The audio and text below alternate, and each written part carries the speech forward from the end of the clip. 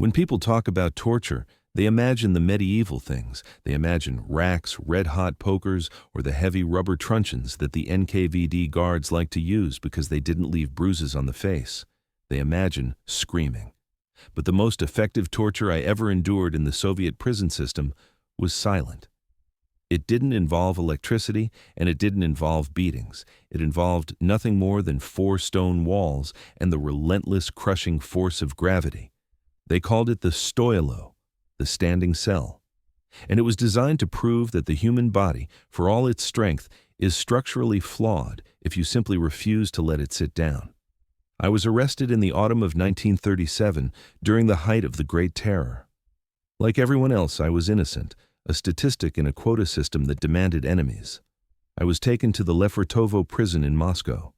For the first week, they ran me through the conveyor, the interrogation assembly line where you are questioned for days without sleep. I was exhausted, hallucinating, desperate for a moment of rest. When the guards finally dragged me out of the interrogation room at 3:08 a.m., I thought I was being taken back to my cell. I fantasized about the wooden plank bed. I fantasized about the rough, scratchy blanket. I would have slept on a bed of nails if it meant I could be horizontal. But we didn't turn left toward the general population blocks. We turned right, down a narrow, damp corridor that smelled of wet stone and ancient mold. The air got colder. The guard, a thick-necked sergeant who smelled of raw onions, stopped in front of a series of wooden doors set into the heavy brick wall. These weren't normal cell doors. They were narrow. They looked like the doors to broom closets or pantries. "Get in," the guard grunted, unlocking one. I stepped inside. It wasn't a room. It was a niche, a vertical coffin carved out of the masonry. It was perhaps 60 centimeters wide and 60 centimeters deep. When I stepped in, my shoulders brushed the rough brick on both sides. I looked for a bench. There was none. I looked for a bucket. There was none. There was only the floor, a square foot of cold, slime-slicked concrete. I turned to ask the guard a question, but the heavy wooden door slammed shut in my face. The lock clicked. I was left in total darkness. I stood there, confused. I tried to take a step back, but my heels hit the wall. I tried to lean forward, but my forehead hit the door. I tried to squat down, to curl into a ball on the floor, but the space was too narrow. My knees hit the door before I could lower my hips more than a few inches. I realized with a rising, suffocating panic that there was no way to sit. I was packed in like a rifle in a crate. I stood there in the dark, listening to the dripping of water somewhere in the distance. At first, I felt relief. They aren't beating me, I thought. I can handle this. I just have to stand. I was young. I was strong. I had hiked mountains in the Caucasus. I told myself it was just a test of patience. But I didn't understand anatomy. I didn't understand that the human heart is a pump designed to work against gravity for 16 hours a day, not 24. I didn't know that by locking that door, the guard had started a biological clock that would slowly, agonizingly dismantle my legs from the inside out. I stood in the silence, breathing the stale air, unaware that the floor beneath my boots was about to become the most painful weapon in the Soviet arsenal. The first 6 hours in a standing cell are boring. You think about your case. You think about your family. You shift your weight from your left foot to your right foot. Left, right, left, right. It's a rhythmic dance to keep the circulation moving. You tell yourself that you can do this. You are defiant. But somewhere around the 10th hour, the war against gravity begins in earnest. The biology is simple and brutal. Your heart pumps blood down to your legs easily. Gravity helps it. But to get that blood back up to your heart, your body relies on the movement of your muscles. The calf muscles act as a secondary pump, squeezing the veins to push the fluid upward. When you are walking, this works perfectly. But when you are standing still, confined in a stone box where you cannot walk, the pump fails. The blood goes down, but it doesn't come back up. I felt it start in my ankles. It wasn't pain, not yet. It was a pressure, a heaviness. It felt as if someone had poured liquid lead into my boots. My feet began to feel hot, then tight. I was wearing standard leather work boots, laced tight. As the fluid pooled in my tissue, my feet began to swell. The leather didn't expand. The boots turned into vices. I wanted desperately to bend down and untie the laces to give my flesh some room to breathe. I tried. I slid my back down the rough brick wall, bending my knees. I got about 6 inches down before my knees jammed against the wooden door. I was stuck. I couldn't reach my feet. I grunted, pushing against the door with my knees, scratching at the wood, but it was solid oak reinforced with iron. It didn't budge. I was forced to stand back up. I tried to lift one leg like a flamingo to give the other a rest, but the cell was so narrow that I couldn't bend my knee enough to lift the foot clear of the floor. I could only shuffle left, shuffle right. By the 20th hour, the lead feeling had moved up to my shins. The pressure was intense now. It felt like my skin was being stretched over a frame that was too big. The throbbing was constant, thump, thump, thump, thump, in time with my heart. Every beat pushed more fluid into legs that were already full. And then came the sleep. The body craves sleep. It demands it. I would drift off for a second, a micro-sleep. My head would drop, my neck muscles relaxing. Then my knees would buckle. Bam! My knees would hit the door, or my head would slam against the brick. The pain would jolt me awake. I would snap back to attention, gasping, my heart racing. This happened over and over again. Drift, buckle, pain, wake. It was a torture cycle designed to destroy the mind as effectively as the legs. I started to hallucinate. In the darkness of the niche, the walls seemed to be breathing. I heard voices. I heard water running. I thought I was back in my apartment in Leningrad. I thought I was lying in my bed. I would relax, thinking I was horizontal, only to fall against the cold stone and realize with horror that I was still standing. I was a vertical prisoner in a vertical coffin. I kicked the door. "Let me out," I croaked. "I need to sit, just for a minute. Let me sit." The slot in the door slid open. I saw a single human eye staring at me. It wasn't angry. It was indifferent. "No sitting," the guard said. "Stand tall, enemy of the people. Stand tall." The slot slammed shut. I was alone again. The pressure in my legs was turning into fire. I could feel the individual fibers of my muscles stretching, tearing under the tension. I realized then that they weren't going to come back. They were going to leave me here until I broke. And the terrifying part was that breaking wasn't a metaphor. I felt like the bones in my shins were actually bending under the weight of the fluid. I was drowning in my own blood, but the drowning was happening inside my legs. By the second day, or maybe the third, time had dissolved into a haze of agony. My legs didn't belong to me anymore. They were foreign objects attached to my hips. They were columns of fire. The medical term is edema, but that is too soft a word. It implies a bit of puffiness.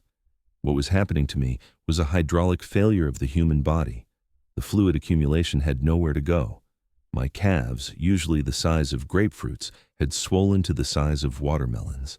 They were hard, tight, and hot. I couldn't feel my toes anymore. The nerves had been crushed by the pressure. The pain had shifted from a dull ache to a sharp, screaming agony that felt like someone was peeling the skin off my shins with a razor blade. I looked down. In the gloom, I could barely see my feet, but I could feel them. My boots had burst. The stitching had actually snapped under the pressure of the swelling flesh. The leather had split open, revealing the gray woolen socks that were now soaked not with sweat, but with lymph fluid leaking through the pores of my skin. This is the horror of the standing cell. The skin can only stretch so much. When it reaches its limit, it becomes shiny, translucent, and brittle. And then, it splits.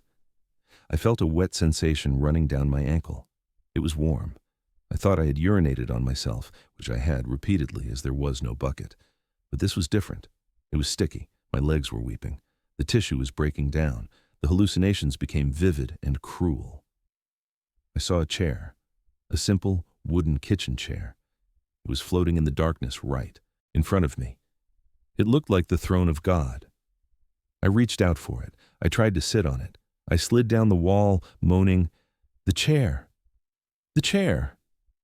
My knees hit the door again.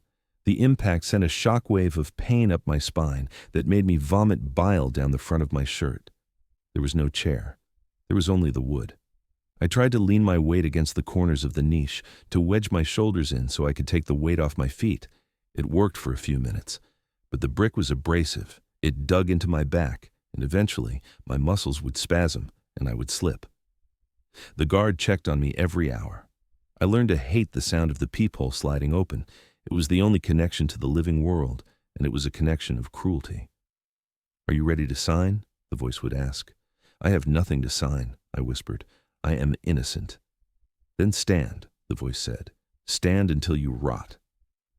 Sometimes they would pour a bucket of ice-cold water through the food slot. It would splash over my chest and run down my legs into my burst boots. The cold shock would wake me up, but then the water would pool on the floor. Now I was standing in freezing slush. The combination of the edema and the cold water accelerated the necrosis. My feet were numb blocks of ice, but my shins were burning ovens. I began to pray for my legs to break.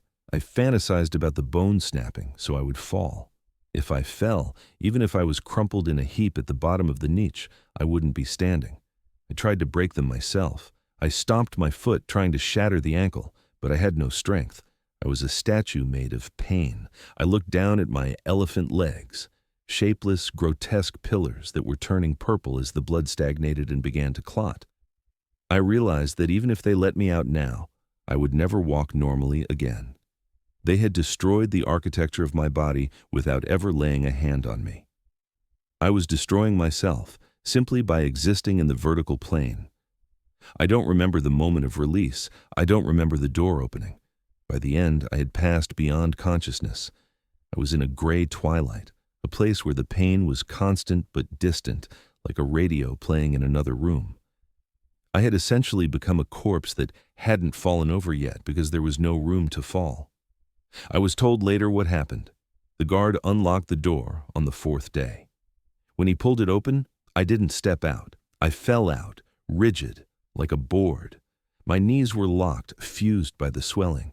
I hit the corridor floor face first, smashing my nose, but I didn't feel it. All I felt was the rush of blood leaving my legs, a sudden dizzying shift in pressure that sent me into shock. They didn't take me to a hospital. They dragged me, literally dragged me by the armpits, my ruined legs trailing behind me like dead weights, back to the interrogation room. The investigator looked at me with disgust. "Look at you," he sneered, "a cripple.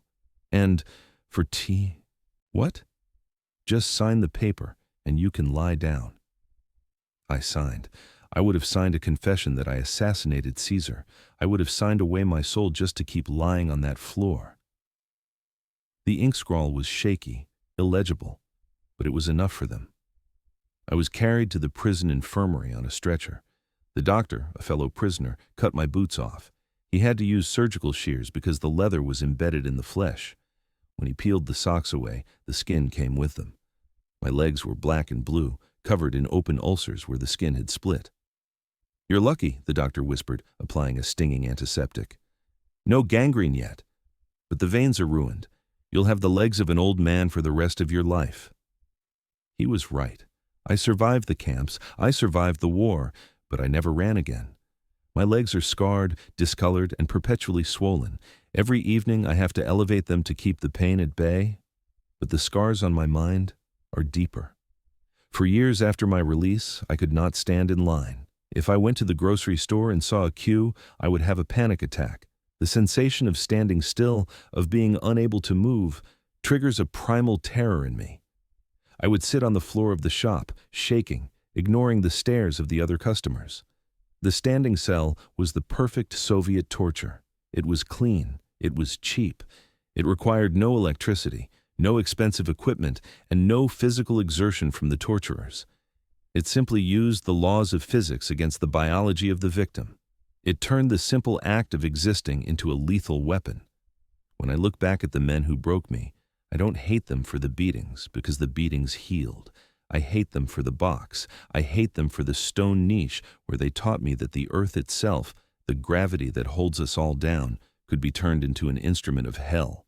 They broke my legs without ever touching them, and in doing so, they proved that you don't need hatred to destroy a man. You just need to keep him on his feet.